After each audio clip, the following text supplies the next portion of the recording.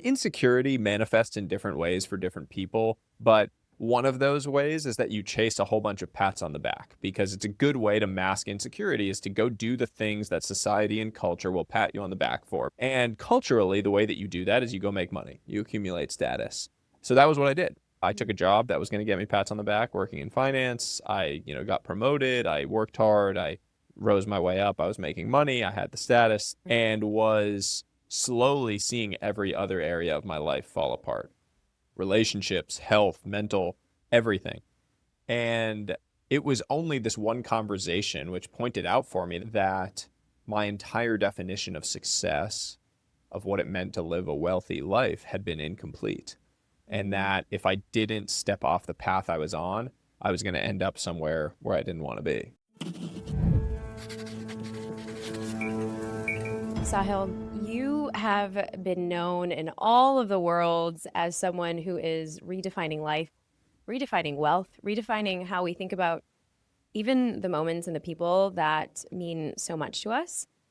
But there is a question that I have around, well, sometimes the things that we pray for become the things that we actually complain about. Let's start there. Yeah, I had an experience really just recently that brought this to the forefront of my brain and that I basically can't unsee this idea now in my own life. And it was a few weeks before the launch of the book. I was in my office, I was focusing on something, a really important project, working on this thing. And my son, who was 2.5 at the time, came barging through my office door and just terrorizing my office, jumping around on the couch, throwing things around, screaming. He wanted to play. He was being a 2.5-year-old. And I started having this very annoyed train of thought. Like, why is he doing this? This is so annoying. Doesn't he know I'm trying to work? Why does he should get out of here? All of these things. And on my desk, I have this picture of holding him when he was born. And I looked at it and I snapped myself back to 4 years ago when my wife and I were in the middle of this 2-year struggle with infertility. I had prayed every single night that we would one day have a healthy child. And here I was in this moment complaining about the exact thing that I had prayed for. And it was a reminder to me of that fact that sometimes in life, the things you pray for become the things that you complain about if you let them. If you don't have the presence to catch yourself in those moments, pull yourself back in and recognize that you are living out your younger self prayers. Yeah, and it's it's a lot of the things that we talk about braving motherhood, braving relationships. And I think so often, we get stuck or caught in the sauce of the mundane or the day to day. And you and I both have young children. And so for a lot of the mamas that are listening, what what are the conversations that you and your wife have now in terms of parenting and kind of, the goals and ambitions that you still have, but also balancing it with the mundane day to day? And how does she actually, do you guys have rituals that bring you back to center? I think that this is what I would consider to be one of the most fundamental tensions of being a parent in the modern age, which is this tension between presence and ambition. Presence is this desire to be present during this magical window of time that you have with your kids. I mean, the statistics around this are striking. 95% of the time you have with your children is gone by the time they turn 18. 75% is gone by the time they turn 12. It's crazy. Quite literally, you have a 10-year window during which you are your child's favorite person in the whole world. But that is also the 10-year window when you are told that you should be chasing every single more that the world has told you you should want. And so that tension that gets created between wanting to go chase those things, the ones you hopefully really care about, that are really grounded in your purpose and those ambitions to go build, and the desire to be there during these moments. I have personally, and my wife and I have personally wrestled with this, using this concept of what I define as work-life harmony. This whole idea of work-life balance is fundamentally broken. saying work-life balance places the two things in opposition. You're saying that they're on opposite ends and they're pulling against each other. They're two separate things. Work is a huge part of your life. I would much rather strive for work-life harmony, meaning my work is a huge part of my life. I want the two to come together to go create the life that we are trying to build as a family. The work that I do, the ideas that I share, the things that I'm after, the ambitions that I'm pursuing, my wife and my son are a huge part of that mission that we are on as a family to go and create a life together. That means actively communicating what that mission is. It means bringing them along for the journey in whatever way that I possibly Mhm. can, which means when I travel, I want my wife and my son to know what it is that I'm doing, what I'm working on. I want my son to understand why it's important. That dad's not just traveling because he doesn't like being around. It's because he's working on something. He's helping people. He's sharing ideas that matter. That is where I think you start to get into this territory of harmony, where you're able to engage your whole family in this mission that you're all on together, where it doesn't feel like a trade-off that you're giving up one thing. It's that they're coming together so that each action that you're taking is actually in pursuit of the much bigger purpose. Yeah. And I feel like oftentimes it can be that inner struggle. I feel like for a lot of moms, you've just, kind of recapped it so beautifully. A lot of us who are, we're kind of in that mode of building the careers, building the family, but then you have this guilt. And of course, I feel like a lot of it is, for moms. My husband doesn't have as much guilt. He actually has a similar philosophy like you. But what is your take on that? Does your wife experience any of that when she's away as well? It is much harder for women. I Yeah. don't think there's any questioning that. Life is one big Cornelian dilemma, if you will. It's like choose your regrets.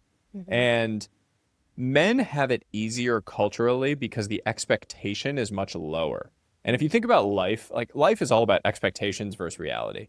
So if you have low expectations for something and your reality is low, then great. Everyone's happy. There's no issue. The issue is when the expectations are very high, which women face. The expectations of what you are going to do and how you're going to show up as a mother, as a, member of the household, etc., are very high in terms of what the culture and society expects. And so anytime you feel like you are not necessarily meeting those cultural and societal expectations, you feel bad internally. They may not be your expectations, though, is the important point. You are in different seasons of life, and you get to choose what the expectations are that the entire household has around how different people are going to show up. It may be that the husband needs to show up significantly more. It's not always about 50-50. Things are Right. sometimes going to be 80-20, sometimes they're going to be 20-80. The thing that matters is that it always adds up to 100. And sometimes that can be that you have help from the outside coming in to help meet that 100.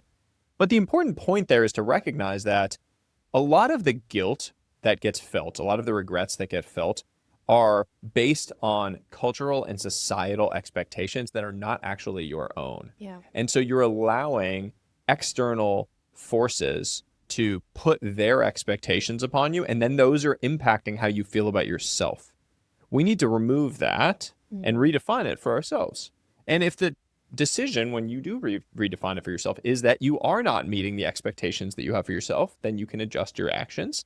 But oftentimes, what you realize is that the expectations were just a mirage; they were just made up. They're Right. from some external source that you may or may not believe in. It could be family, it could be culture, it could be society. But the truth is that you get to define what your own expectations should look like. It's so true. And when you get to, say, I'm no longer carrying this identity or these expectations because of culture, I think you and I just talked about that we're both half Indian. And you also married, your wife is Asian, right? No, my wife is white. Oh, Yeah, yeah, yeah. she She looks looks like like she she could be could something else. be. She gets that a lot, actually. Oh, She looks like okay. she's half Asian Well, almost. yeah, Yeah, she yeah. does. No, she's like maybe half Italian, half Irish. Oh, So that's there's none. Yeah, amazing. it's interesting. Okay, so for our audience who are mostly children of immigrants, how did that play a role in your upbringing and what you're preaching today in your amazing book? Enormously. Um, I think that there are a lot of incredible things that come from being the child of a first generation immigrant in my mother. There are also a lot of struggles. And I think that one of those struggles is um, a whole lot of external cultural expectations placed upon you. I mean, in my case, son of an Indian mother. Were you never too Indian enough in your Indian family? Yeah, I mean, still to this day, Yeah. yeah. I mean, like my mom called me a coconut when I was a kid, somewhat jokingly, Yeah, brown on yeah. the outside, white on the inside, um, as a joke, Of fortunately. course. But Of yes, she course. Of did still course. call me Yes. that. You know, academic expectations were the big thing when I was a kid. That was how we measured success in our household. My dad's a Harvard professor. He's white, but he's a Harvard professor. So from both ends, I was getting that. My Wow. sister was extremely high achieving academically. She was doing the good Indian daughter stuff. She was, going, she studied physics at Yale, like, could have been a PhD in that. Like, it would have been the track. I was like playing sports. And so from a young age, I convinced myself and started telling myself this story and this narrative that I was not smart and that I was not capable of doing the things that my family valued. And that was not really a an easy story to crack. These stories that we tell ourselves have an incredibly powerful impact on our lives, Yeah. for positive or for the negative, in that humans are storytelling creatures. There's something called the narrative fallacy, where we seek to uh, match information that we find out in the world to a story that we already believe is true. And so if you tell yourself that you are not smart, I guarantee, will look around and find a whole bunch of evidence to confirm that belief, and you'll ignore every single thing that would refute it. And I think from a young age, those cultural expectations of academic performance, of sort of studiousness, of um, being like clean cut in a lot of ways, industriousness, Right. didn't match the reality of who I was as a kid, which was I was looking out, I wanted to be outdoors, I wanted to be playing, I was Sure. finding myself in a lot of ways. And that led to a lot of expectation versus reality gap Hmm. that manifest as tension in my life, that manifest as insecurity, that created something of a void in my own life that I spent 30 years chasing to try to solve, Yeah. as it were. And when was there a particular point where you're like, that's no longer my story? It all got broken for me, shortly after I turned 30. And the single conversation that impacted and changed my life was this. It's the very start of the book for a reason, which is just this idea that I realized I was chasing the wrong things. I spent the first 7 years of my career doing the thing that I thought would get me the most external affirmation. Mhm. Like insecurity manifests in different ways for different people, but generally speaking, insecurity manifests in a few archetypes. One of those ways is that you chase a whole bunch of pats on the back, because it's a good way to mask insecurity is to go do the things that society and culture will pat you on the back for, because you think that one day you'll get enough pats on the back that you will be able to pat yourself on the back and you'll feel good. And culturally, the way that you do that is you go make money, you accumulate status. So that was what I did. I took Mhm. a job that was going to get me pats on the back, working in finance. I, got promoted. I worked hard. I rose my way up. I was making money. I had the status, those things that you would want to show for it, Sure. and was slowly seeing every other area of my life fall apart: relationships, health, mental, everything. And it was only this one conversation which pointed out for me the fact that the amount of time that I had left with the people that I care about most in the world was very finite and dwindling, Mhm. that I snapped back into this reality to recognize that my entire definition of success, of what it meant to live a wealthy life, had been incomplete. And Mhm. that if I didn't step off the path I was on, I was going to end up somewhere where I didn't want to be. Wow. And now you and your wife have a son. You've created your family. And so, any of that kind of breaking generational patterns have you guys talked about? And how are you now choosing to instill this or not instill this in your child, in your son? I think the biggest thing is that I want my son to know that he is supported in whatever path he chooses to follow. My parents did that. I mean, to be honest, my parents did everything that I would do if I were in their shoes with a kid who was kind of lost and trying to find his way. They told me that it was ridiculous that I didn't think that I was smart, that like I was smarter than my sister, all of these things. They were really trying to guide me, but you have to find these things for yourself. Hmm. No one can teach you this stuff. No one can fix your insecurity for you. There's no external solution to an internal problem. So I had to go on my own hero's journey in a lot Hmm. of ways. I don't think you can insulate your child from having those kind of journeys, those kind of failures, those kind of falls, because the reality is that those falls and those failures are fundamentally what build the strong character that you want them to have as an adult. Hmm. And so it is a folly to think that you can insulate your child from all of the struggle and challenges, catch them every time, but then also have them grow up and be a strong and independent thinking adult. So true. Um, the most formative moment of my childhood that taught me that lesson is a story that I've never told about my dad. I played baseball my whole childhood, Mm. and I had always been the best player on all my teams. I was very good naturally. And 12 years old, I tried out for this all-star team. And there were 16 kids selected. I was the 17th. I got cut. And I was devastated, crying, sobbing, the whole thing when I found out. Sitting in my room, crying. My dad comes in. He had just gotten off the phone with the coach, and he had this sheet of notes. And he comes in, he sits down next to me, and he looks at me and he says, I understand you're upset. Here are the things that they said that you can work on. We're going to go work on those things this summer and improve on them.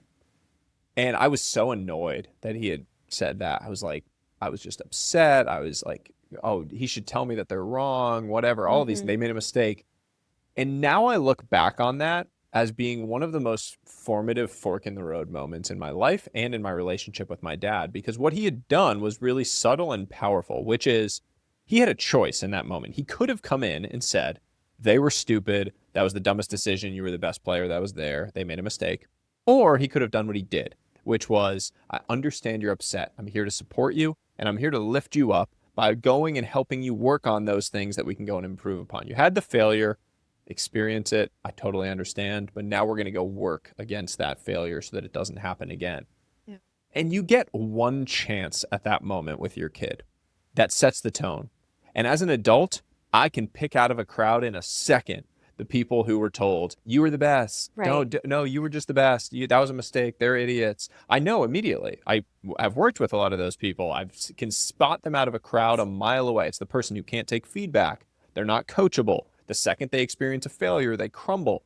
All of those signs show up in adulthood 10x from what they were when you were a kid. And it all gets set by that one fork in the road that you have with your kid. Hmm. And so I think about that now all the time with my son.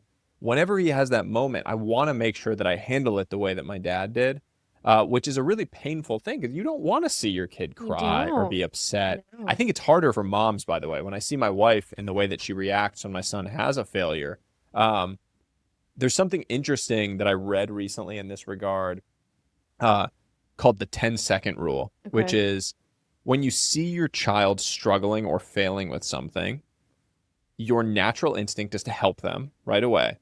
Wait 10 seconds. Literally count 10 seconds in your head Mm. before you help them with whatever the thing is. Allow them to fail and struggle with the thing for 10 seconds before you go and do what your natural instinct is, which is to help. That 10 seconds compounded over long periods of time, they may figure some of the things out. They may have the little breakthrough that then teaches them and cements this belief that they actually can go do these things that they're struggling with initially. It's so true. And it's interesting because we've just moved our entire family, literally uprooted everybody to Dubai. And From I where? from Austin, Texas. That is a big change. It's a big change. And before that, we were in LA. But and so we were in LA for our, baby making and, nurturing years and nourishing years. And so this was such a big opposite. But it's interesting because everyone in the class, everyone's used to having the nannies at the birthday parties, nannies like literally everywhere and all the support. And literally they do believe in the village that takes care of the family. And that's kind of a lot of the reasons why we're also there too, because of that big family support. But something just happened earlier before I left, before I got on a flight. And my son, he came home and he was so upset. He's 6, and he was so upset. He was devastated. And, shared something like one of the kids, they don't want to play with him. And, why does he feel like, just this big rejection. And, I talk about emotional resilience. I've written books on it. And my instinct, the very first instinct, I was like, oh my gosh, I can't have him feel this way. Like, I know all of these things theoretically, but then it's like, oh, okay, this is happening. This should be like, let's teach him resilience kind of moments. My husband wasn't in the room. It was just me. And I'm like, okay, this is so painful to really take it in, but and I love the 10-second rule, but it's kind of like taking that in to say, okay, the thing in the back of my mind is I don't want my kid to grow up entitled and the kid that can't take feedback. But I feel like at the end of that, you're still questioning yourself as a parent of like, oh, but like, why can't they just, why can't they like him, or why can't he just Yeah, you're only as figure it out, or you you are know only as happy as your least happy child. yeah. And that applies in the macro sense, big picture things of unhappiness, but also in the micro. If your kid comes home crying from school because someone bullied him or said something to him, you're going to go to bed unhappy. That's going to make you upset. You feel everything that your kids feel 10x of what they felt. It's an extension of you that you don't have full control over, which is the terrifying thing about being a parent. It's also what makes it so meaningful and rewarding. But this is the real struggle. And we live in an era where it has never been easier to press the eject button out of that struggle Yeah. for your kids. You can literally, at the touch of a button, you can get them out of any of these things, especially if you have the means to do so. But technology has made it so that they can avoid a whole lot of these situations. Dating, I mean, you like young people don't have to date. You don't have to go up to a girl at the bar and like risk getting rejected. You've already opted in or opted out based on the apps or whatever you're doing. And like when you're dating, when it gets hard, it's very easy to say, "Oh, I have 100 other options on my phone, so why would I stick it out with this thing?" And unfortunately, what you find is that in life, if you press the eject button too early in any arena, you never go through the struggle that builds the incredible thing on the other side. The struggle is the cost of entry to build the good thing. It's the hard conversations that build the meaningful relationship. It's the hard workouts that build the healthy body. It's the focused work that builds the business you want. So if you press the eject button before you did that, opting out of the struggle, you never paid the cost of entry to get the good thing on the other side. So then we wonder why people are unhappy with the relationships they're able to find or not able to achieve the physical success that they want or build the business that they want. It's because we're pressing the eject button as soon as it gets hard. Ooh, I love that. Pressing the eject button way too fast, way too soon. I want to get into for the men or the partners that are listening, because we do have 20% of our audience is still men, and their partners are sharing this with them. So, or for women raising sons. And of course, I have a son, you have a son. What would you want the next generation of men to know about real strength, presence, and emotional wealth? I read something recently that I thought was really powerful, which was real masculinity is about meeting your responsibilities in life. We have completely lost the plot on masculinity in the modern era. The entire notion of masculinity has been hijacked by this narrative that it is about basically misogyny and brute strength and force and shows of wealth and financial success and power. And I think that that is leading us down a very dangerous path as a society. If an entire generation of young men who feel very lost, which we can't ignore, is grabbing hold of that as the definition of what it means to be found, what it means to have a purpose. I think we need to teach people that confidence is built, not born, and that it is built through keeping promises to yourself and others. And those promises can be healthy promises, not toxic ones. And if I were to teach one lesson to my son, that's what it would be. Show up and do the things that you say you're going to do. Whatever those things are, it could be as small as being the person that takes the trash out in your household as a teenager. Show up and do those things. The key to life is showing up over and over again, even when you don't feel like it. that is really what masculinity is about. It is about fulfilling your responsibilities in whatever arena you find yourself in. Yeah. It's it's interesting as we get into this season of noticing how a lot of men are getting lost in the sauce. And I want to kind of zoom out a little bit because we're also living through a time economically of kind of this uncertainty uh, globally, layoffs, etc. And now you're not just teaching people to redefine wealth and prioritize family and friendships, but what do most people get wrong about preparing for if we are in a recession? And I want to talk about more so emotional and relational wealth. Hmm.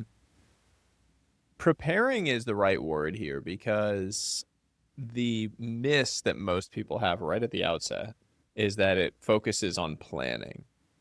Planning is based on the expectation of order. You Mhm. are saying, I can create a plan today, everything's going to be calm, and I'm going to get from point A to point B.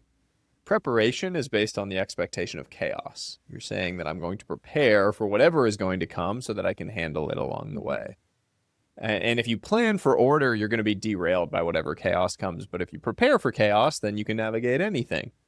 And so preparation to me is about building a level of resilience in yourself. It is saying that I am going to take on voluntary struggle, train myself with voluntary struggle so that I am prepared for whatever involuntary struggle comes. That is at the heart of emotional and relational wealth and strength, is to say that on a daily basis, I'm going to take on those struggles in those areas. It means that Mhm. I'm not going to avoid hard conversations when it comes to relationships. That is the biggest one. When you avoid a hard conversation, you are taking on a debt that you are going to have to repay with interest at a date in the future. So when you avoid a hard conversation, you are putting yourself in a precarious position. You are jeopardizing your relationship for some benefit now of being able to avoid that discomfort. The same thing when it comes to your physical, your emotional. If you're avoiding those hard conversations with yourself, if you are not allowing yourself to ask those harder questions about what you're pursuing, about how exposed you really are in these different areas of your life, you are going to get a small benefit now of being able to avoid that discomfort and have to pay a much steeper price later. And you talk about the five types of wealth in the book. What do you think for anybody that is perhaps, in that season of the uncertainty, in that season of perhaps transition or figuring out their next chapter?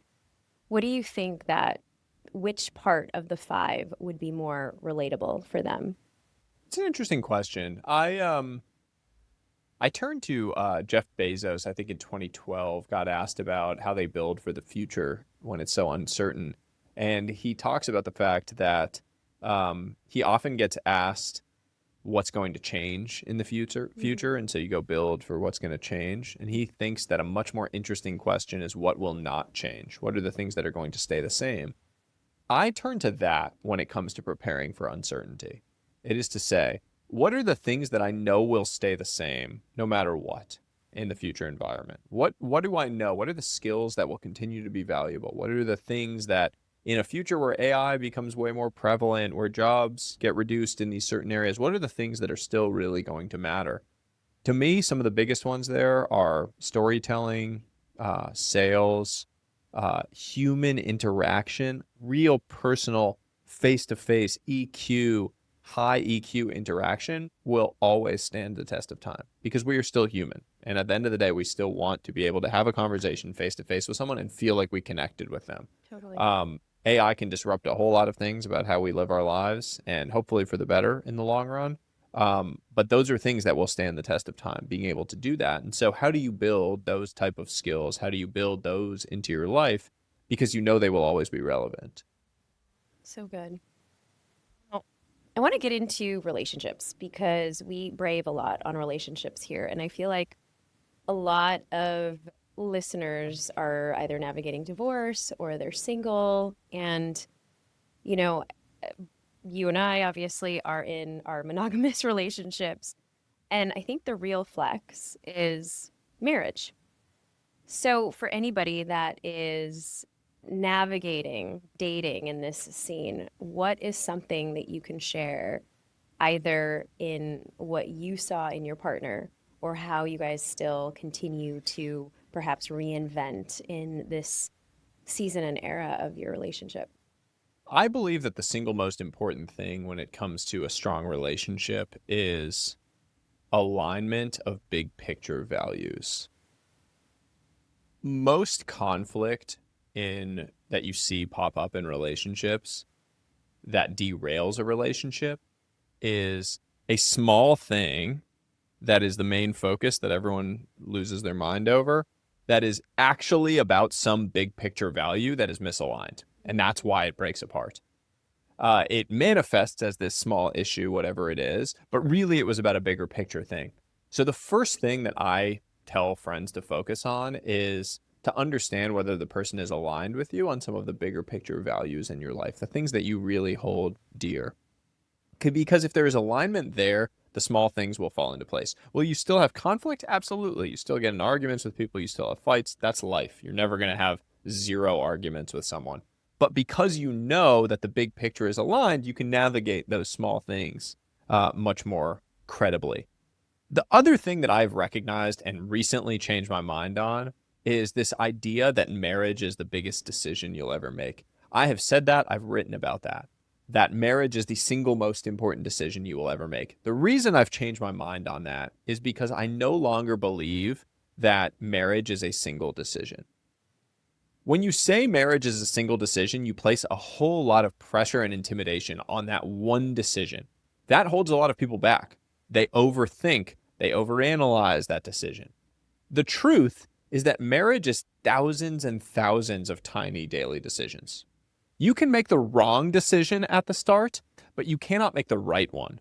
Meaning, if you pick a person, your responsibility then is to show up by making thousands of tiny daily decisions to continue showing up as the best version of yourself and meeting your partner where they need you to be on that daily basis. If you don't do that, I guarantee you will have a miserable marriage. So even if you made the perfect decision day one in the moment and then you don't show up for the thousands that follow, it will lead to divorce. I can guarantee it.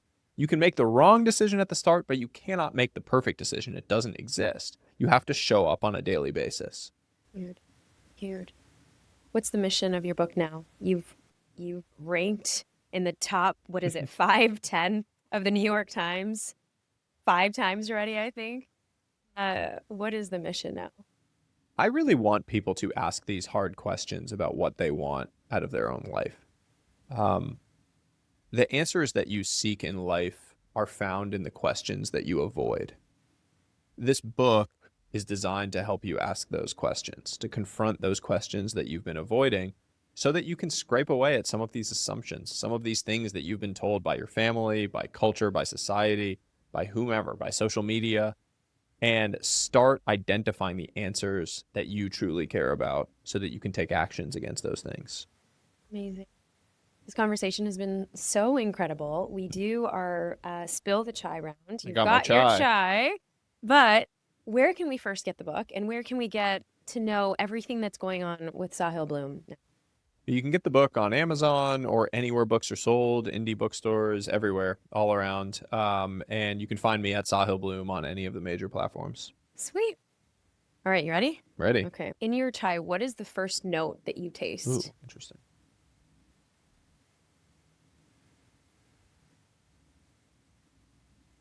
Cinnamon? Okay. Okay.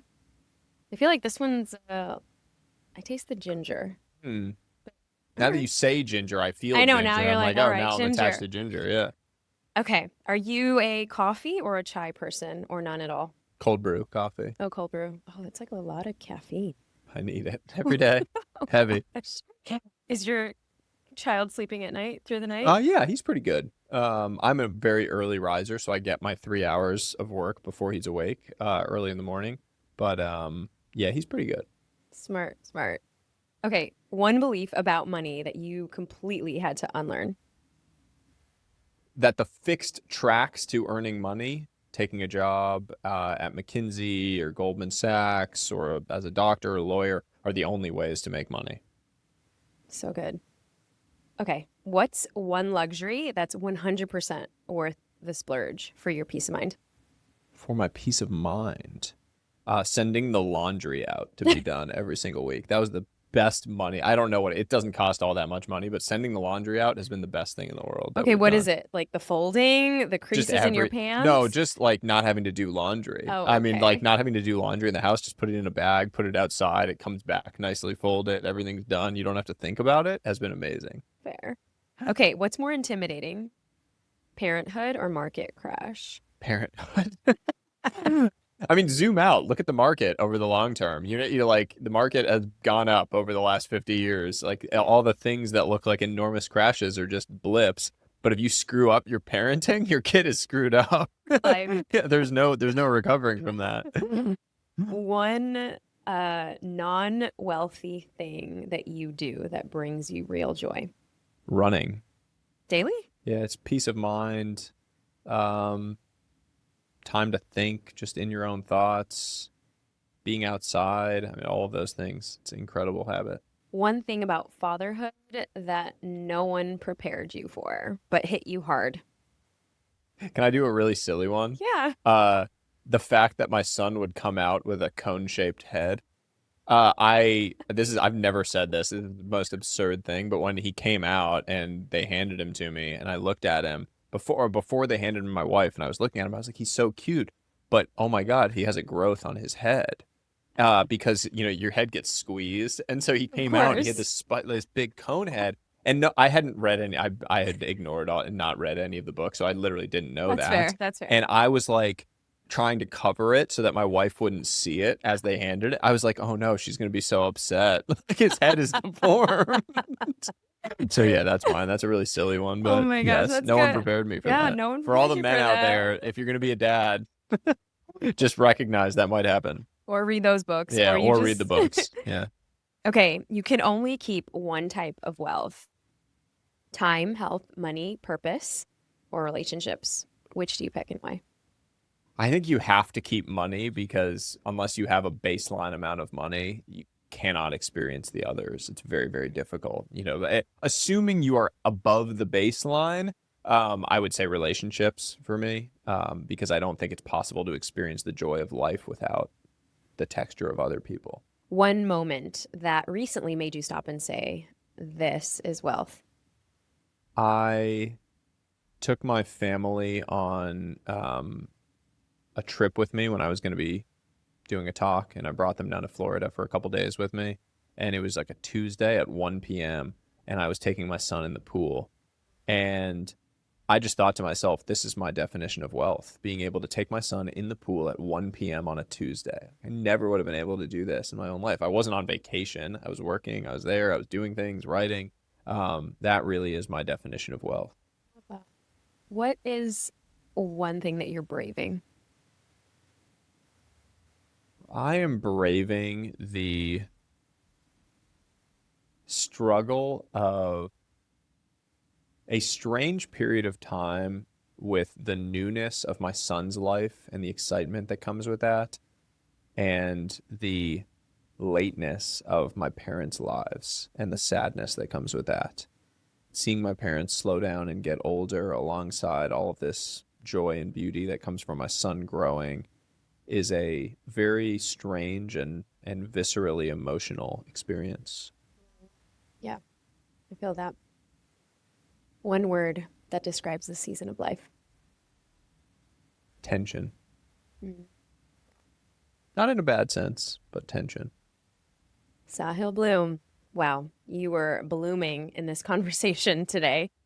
Thank you so much for sitting with us, for sharing your wisdom, and for braving all the uncomfortable truths. I think that makes you so genuine, so transparent, and somebody that I think so many people really need your gems and your wisdom. So thanks for dropping it all. Thank you. Wow. I feel like Sahil just gave us permission to want more, but different.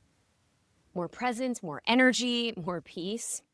And so, what I'm walking away from this episode is that true wealth isn't built on your net worth, but it's built on your self worth, your relationships, your time, your health, your purpose, and the way that you live your ordinary days. So to everyone listening or watching this on YouTube, whether you're in a career shift, feeling the weight of burnout, or just rethinking your metrics of success, please grab the book, The 5 Types of Wealth. It is not just a book, it's a reset button for your life.